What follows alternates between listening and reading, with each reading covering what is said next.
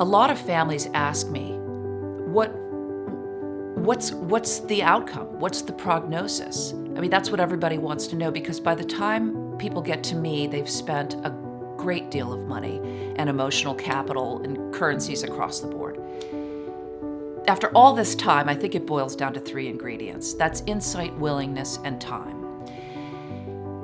And this is so important to understand from a family's point of view. Insight is the deep ability to be able to look at something that has gone wrong, take ownership, pull it apart, acknowledge where things have gone off the rails, make your amends, and reinstall. That's what insight-driven wellness is all about.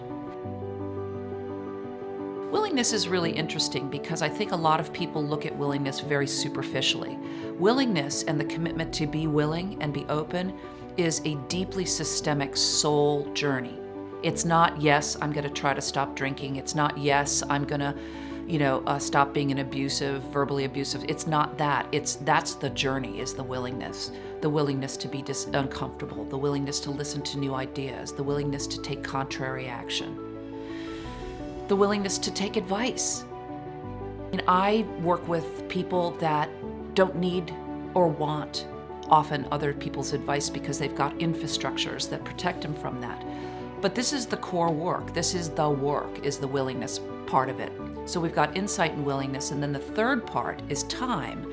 And this is where almost everybody shoots themselves in the foot.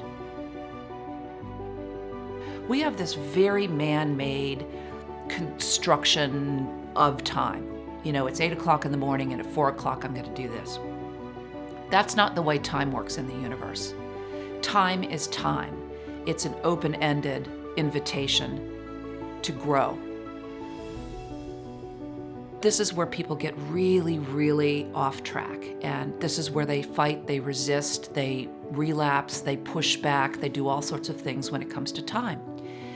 Because it's like, why? Okay, I've been going to meetings for 30 days. No, it's not that at all. So we look at time very differently. And if people can be insightful, they can be willing, and they can leave time alone, what we go is from a very, very rigid recovery model to an open-ended discovery model. And that's where I like to take my clients.